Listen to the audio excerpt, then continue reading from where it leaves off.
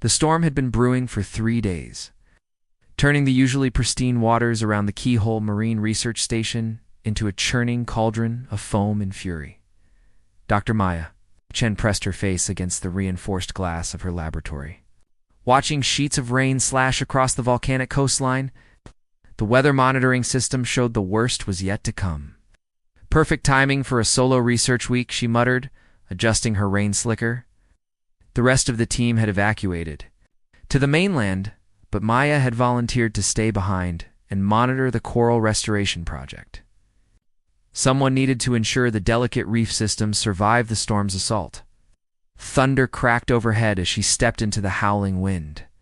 Her emergency rounds couldn't wait. The backup generators needed checking, and the specimen tanks required constant monitoring.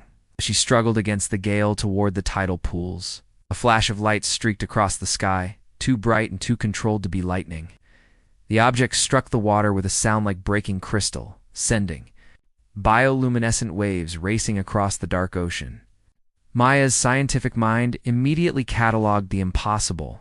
The impact had created patterns of light that pulsed in perfect mathematical sequences, as if the ocean itself was trying to communicate. Fighting through knee-deep surge pools, she reached the impact site just as the waves receded. What she found defied every natural law she knew. A vessel, if it could be called that, lay partially submerged in the largest tidal pool. Its surface appeared to be living coral, breathing gently as internal light pulsed through translucent chambers. Damaged sections leaked a luminescent fluid that the local fish seemed drawn to, swimming in spiraling patterns around the wounds. And there, half-conscious in the shallows, was the pilot. Maya's breath caught. The woman was unmistakably humanoid, but unlike anything she'd seen. Her skin held a subtle blue-green tint that shifted like sunlight through water, and her hair moved with its own current despite the still air of the tidal pool. Elegant gill slits along her neck opened and closed rhythmically, processing both water and air with equal ease. "Hey," Maya called out, wading deeper. "Can you hear me?" The woman's eyes opened, large, luminous, the color of deep ocean trenches. When she tried to speak, only a melodic clicking emerged, like dolphins conversing in the distance. Maya knelt beside her, years of marine rescue training taking over. The woman's injuries appeared serious. Dark fluid seeped from gashes along her arm and side, and she struggled to maintain consciousness. Her vessel pulsed weakly, its coral-like hull showing stress fractures that leaked more of the luminescent substance. "I'm going to help you," Maya said softly, not sure if she'd be understood. "Can you walk?" The woman's hand found Maya's. Suddenly warmth flooded through the contact. Not just physical heat, but something deeper. Images flashed through Maya's mind. Vast underwater cities, gardens of space, coral drifting between stars, and an overwhelming sense of urgency mixed with profound loneliness. Supporting the stranger's weight, Maya guided her toward the research station. Each step sent more bioluminescent ripples through the tidal pools, as if the very water was responding to the woman's presence. Fish that had hidden during the storm emerged to follow them, creating an impossible procession through the rain. Inside the medical bay, Maya carefully cleaned the woman's wounds while her patient watched with curious, intelligent eyes. When their skin touched, more images came, a name that sounded like flowing water. Zara, a world called Verdania, and a desperate mission that had brought her across impossible distances to Earth's oceans. As dawn broke over the Pacific, the storm began to clear, revealing a transformed tidal pool where Zara's living ship had begun to merge with the local coral, creating patterns of beauty that would change everything Maya thought she knew about life in the universe. Maya's hands trembled as she applied the last biogel bandage to Zara's wounds. The alien woman, she'd finally managed to communicate her name through a combination of sounds and the strange mental images that came with their touch, sat patiently on the medical bay's examination table, her luminescent eyes tracking every movement. "The cuts are deep, but they're already starting to heal," Maya said, more to herself than to Zara. The accelerated healing rate was remarkable. What should have taken weeks was happening in hours. "Your physiology is incredible." Zara tilted her head, processing the unfamiliar words. When she spoke, her voice carried the rhythm of ocean currents. "Maya-friend ... Helps, gratitude flows deep. The broken English surprised Maya. You're learning our language? That fast? Touch sharing brings understanding. Zara's fingers brushed Maya's hand. And suddenly Maya felt the sensation of absorbing knowledge like water soaking into sand. People words have beautiful currents. Outside, the storm had passed, leaving the tidal pools glittering in the morning sun. Through the laboratory's panoramic windows, they could see Zara's vessel, which she called a bioship, beginning an extraordinary transformation. The coral-like hull was interfacing with Earth's marine life, creating spiraling gardens of bioluminescent beauty that pulsed in harmony with the natural reef. She's singing to your ocean children, Zara explained, following Maya's gaze. It's learning. Their song patterns, their chemicals speak, and my ship grows lonely in empty space waters. Maya felt a pang of sympathy. How long have you been traveling alone? Many tide cycles, many star crossings. Zara's expression grew distant. I study life gardens across the void. Your world's waters sing such beautiful harmonies, more complex than anything in our archives. They spent the morning working together, Maya sharing her knowledge of marine biology, while Zara explained the bioship's living systems. The vessel wasn't just grown, it was a symbiotic organism, part transportation, part laboratory, part companion. Its neural networks could interface with any aquatic ecosystem, learning and adapting.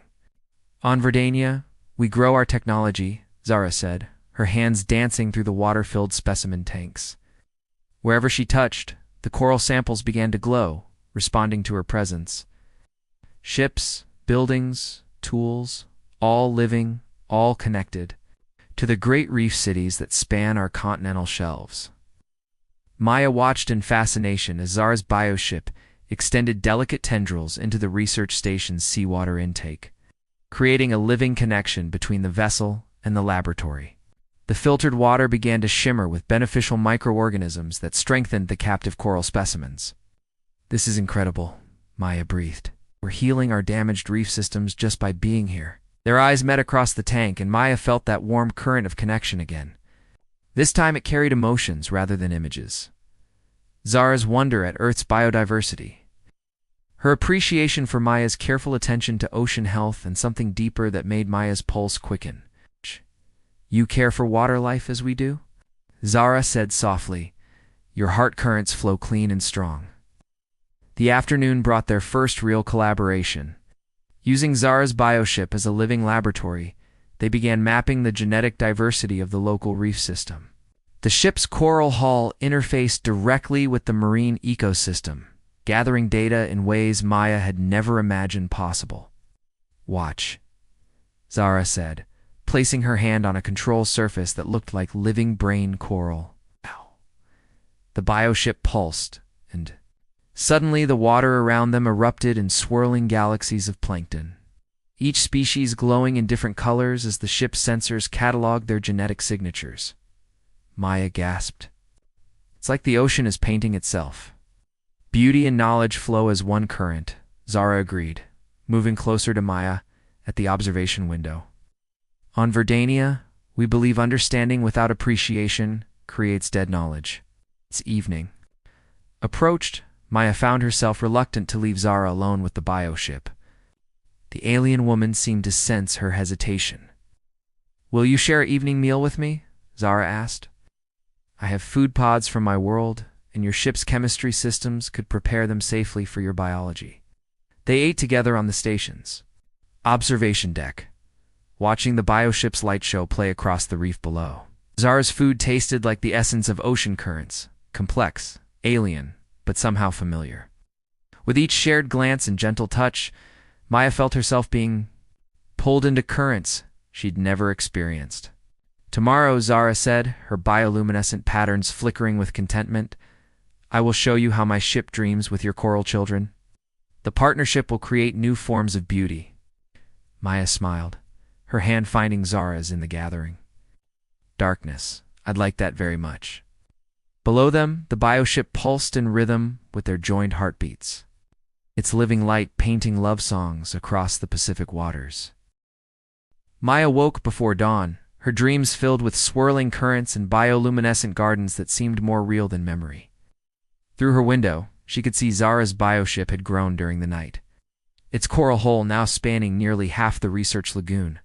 Delicate spires reached toward the surface, topped with organisms that looked like a fusion of Earth's coral and alien crystal. She found Zara in the water, swimming among the bioship's new growths with fluid grace. Her movements were poetry, each stroke creating spirals of light that the local fish seemed to understand and follow. When she surfaced near Maya's position on the dock, droplets of water clung to her skin like scattered stars. "Your ocean accepts my ship, sister," Zara said, her voice carrying new harmonics that Maya realized came from breathing both air and water simultaneously. "She grows content here, more than in any void crossing we've shared." Maya knelt at the dock's edge, captivated by the alien beauty before her.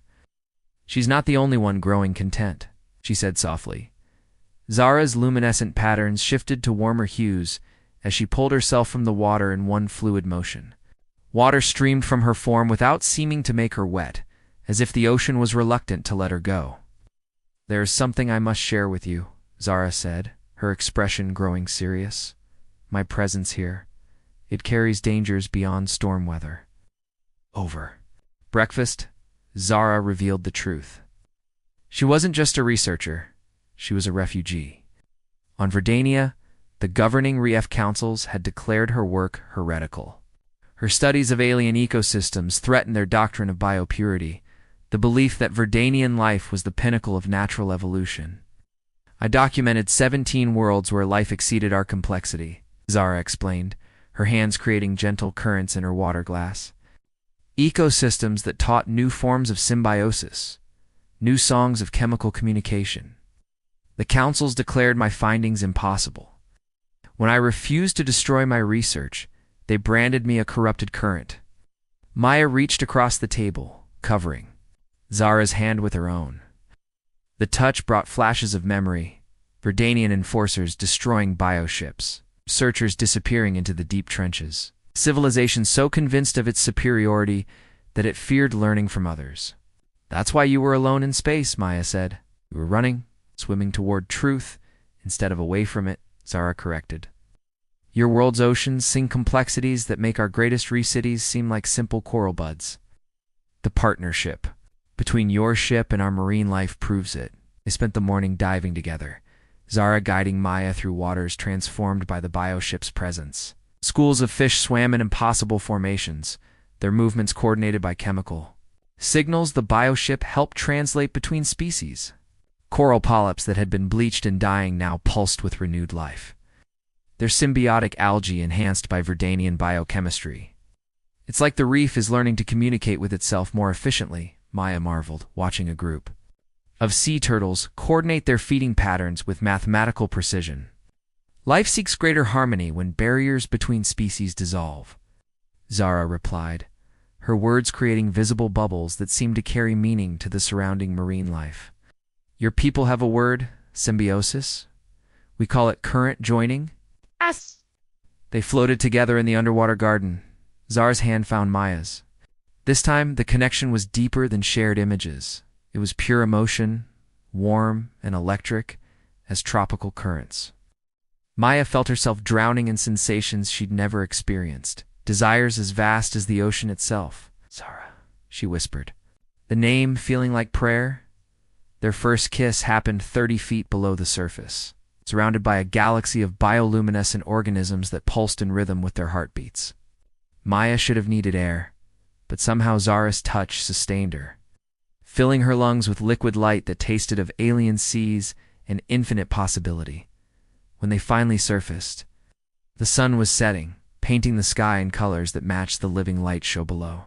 They floated together in the warm lagoon, Zara's arms around Maya as bioluminescent waves lapped against their bodies. "On Verdania, we have a concept called tide bonding," Zara murmured against Maya's ear. "When two currents flow together, so completely, they become something new, something stronger than either alone." Maya turned in Zara's embrace, studying the alien features that had become as dear as her own reflection. "Is that what's happening to us?" "I believe so," Zara whispered, her luminescent patterns shifting to deep gold. "But Maya Current, there are hunters in the void. They follow my ship's biosignature, seeking to bring me back to face the Council's judgment. Our tide bonding may not have time to reach full strength. Maya kissed her again, fierce and determined. Then we'll have to make every moment count. Above them, the first stars appeared, and somewhere in the depths of space, ships began adjusting their course toward Earth's blue-green signal. The detection arrays Maya had never paid attention to began screaming at 3:47 a.m. She jolted awake in Zara's arms. They'd fallen asleep on the bioship's living deck, lulled by the gentle pulse of its coral hull. The alien woman was already alert, her skin's bioluminescence shifting to alarmed patterns of red and orange. "They've found us," Zara whispered, her hand pressed against the ship's neural interface. Through their bond, Maya felt her terror, not for herself, but for the life they'd begun building together. 3 vessels descended from the night sky, their bioluminescent hulls pulsing with the harsh geometric patterns of Verdinian military craft. Unlike Zara's graceful ship, these were predators, all sharp angles and weapon clusters that looked like angry sea urchins crossed with ancient warships. "Zara Keth of the Ninth Current," a voice boomed across the water, translated automatically by Zara's ship. "You will surrender yourself and your corrupted research for purification. Resistance will result in the sterilization of this primitive ecosystem." Maya felt rage flood through her. They were threatening her ocean, her life's work, everything she'd dedicated herself to protecting. "Over my dead body," she snarled. "That may be arranged," Zara said grimly, her hands dancing across the bioships. "Controls.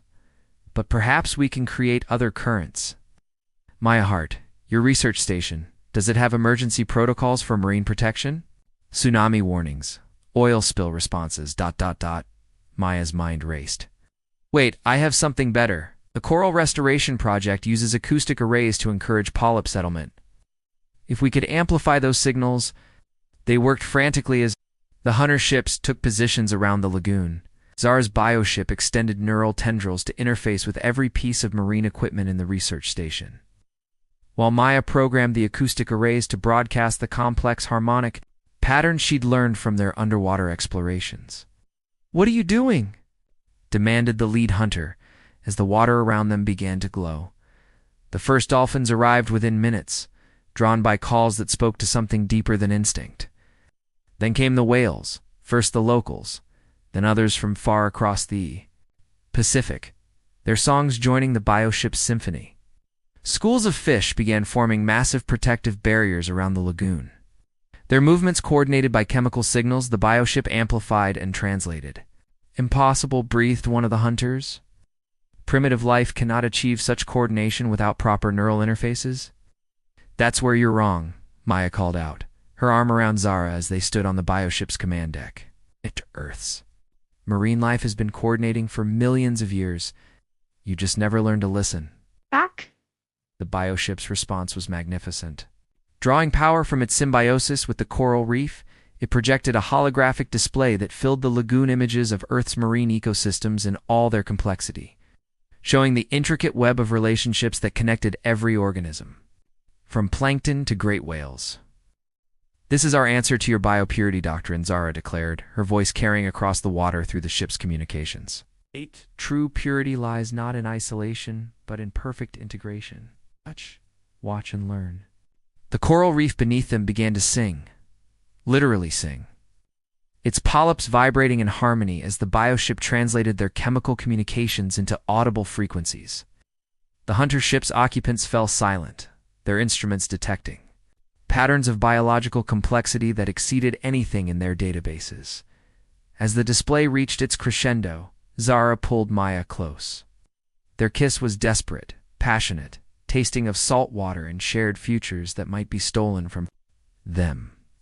Through their connection, Maya felt the depth of Zara's love, not just for her, but for all the life they'd discovered together. "Whatever happens," Zara whispered against her lips, "know that in you I found the current I'd been seeking across all the void waters of space." "This isn't over," Maya replied fiercely. "I won't let them take you, won't let them destroy what we've built." The The lead hunter ship began powering its weapons, but hesitated as whale songs filled the water around them. Maya smiled grimly. Her emergency protocols had included contacting every marine research station in the Pacific. Within hours, the world would know about Zara's arrival, and the Verdanians would face something they'd never encountered before. The unified attention of an entire planet's scientific community. Tide bonding, Zara murmured, watching their marine allies form protective formations around the bioship. You understand it better than most of my own people. Then let's show them what Earth-style symbiosis really looks like, Maya said, her hand finding the bioship's neural interface. Together, they dove deep into the living network that connected every drop of water in Earth's oceans, preparing for the fight of their lives. Dawn broke over the Pacific with the arrival of humanity's response to first contact. Research vessels, Coast Guard cutters, and even a few curious news helicopters formed a protective perimeter around the lagoon. Dr. Maya Chen had managed to send one message before the Verdanian hunters had attempted to jam communications. Peaceful first contact in progress, requesting international scientific observation. The hunter ships found themselves facing something they'd never encountered, an entire planet's worth of curiosity backed by protective instincts. Every major news network was broadcasting live from the waters around the Keyhole Research Station, and marine biologists from 6 continents were en route. This complicates matters, the lead hunter admitted over the communication channels. The planetary consciousness appears more unified than our intelligence suggested. Maya stood with Zara on the bioship's command deck, their hands joined as they watched humanity's first diplomatic response to alien contact unfold. The bioship had grown overnight, its coral spires now forming a living cathedral that housed wonders from across the dock. Galaxy symbiotic organisms that painted the water. In living light, acoustic gardens that sang with the voices of alien seas. Your people respond to wonder like mine once did, Zara observed, watching marine biologists in diving gear explore the bioship's outer chambers with respectful amazement before the councils taught us to fear diversity. Dr. Sarah Martinez, Maya's former professor and now the UN's hastily appointed xenobiology coordinator, spoke from the lead research vessel. We propose a peaceful resolution. Dr. Chen's reports indicate this refugee possesses knowledge that could revolutionize our understanding of marine ecosystems. Surely that's worth more than political enforcement. Crackled with frustration, you understand nothing of biopurity protocols. Zara Keth's research threatens the fundamental order of Verdanian society. Then maybe your society needs to evolve, Maya replied, surprising herself with her boldness. Through her connection with Zara's bioship, she could feel the support of every marine creature in the lagoon, whales, dolphins, fish. Even the coral polyps were unified in protecting this new form of life that had brought such beauty to their world. That's when Zara made her choice. I formally renounce my citizenship in the Verdanian ref cities, she announced, her voice carrying across the water with crystalline clarity. I claim sanctuary on Earth, under the protection of its marine ecosystems, and the scientist who has become my tide-bonded partner. The words sent shockwaves through both human and Verdanian observers. Tide bonding was the most sacred form of partnership in Verdanian culture, a joining of life currents that transcended species, planets, even opposing philosophies. Maya felt tears streaming down her face as she understood the magnitude of Zara's declaration. Are you sure? You'd be giving up everything you've ever known? I'm choosing everything I've ever dreamed of, Zara replied, turning to face her with eyes that held the depth of alien oceans. Will you accept the tide bond, Maya Chen? Will you? Let our currents flow as one. Their kiss was witnessed by 2 worlds, passionate, desperate, and ultimately hopeful. Through their joined hands, the bioship's neural network carried their emotional resonance to every connected organism in the lagoon. Fish spiraled in celebration. Whales sang harmonies that brought tears to hardened sailors' eyes. And the coral reef itself pulsed with bioluminescent joy. The hunter commander found himself in an impossible position. Verdanian law prohibited interference with sacred tide bonding, but allowing Zara to remain on Earth would validate everything their society considered heretical. Dr. Martinez seized the moment. We propose a cultural exchange. Dr. Zara's research continues here. Under Earth's protection, but she shares her knowledge with both worlds. The bioship becomes a living embassy, demonstrating the benefits of interspecies cooperation. Councils will never accept such an arrangement, the hunter protested. Then they'll miss out on the greatest discovery in galactic history, Maya declared, her hand pressed against the bioship's neural interface. Through the living network, she shared her vision underwater cities, where human and Verdanian technology merged, coral reefs that spanned solar systems, oceans that sang with the voices of 1,000 worlds. The hunter ships hung motionless for long minutes, their occupants conferring with distant authorities. Finally, the commander spoke. We will convey your ... proposal to the reef councils, but understand this situation remains unstable. Other factions may not show our restraint. As the Verdanian vessels departed, Maya and Zara stood together, on their living ship surrounded by the wonders they'd created together. The bioship had become something new, part Verdanian technology, part Earth coral, part living testament to the power of interspecies love. So, Maya said, grinning as she watched human scientists take their first tentative steps into alien technology, want to build an underwater research colony? Zara's laughter was like music, carrying harmonies from alien seas. I can think of no better way to spend the next several centuries, tide-bonded one. The first joint research station broke ground, or rather broke sand, 6 months later. Built into the reef itself, using bioship technology, it became a living laboratory where Earth's marine life learned to sing in harmony, with organisms from across the galaxy. And every night, Maya and Zara would swim together through gardens of living light. Their love story written in bioluminescent patterns that would inspire songs for generations across 2 worlds. The tide had turned, carrying them toward futures neither had dared to dream alone.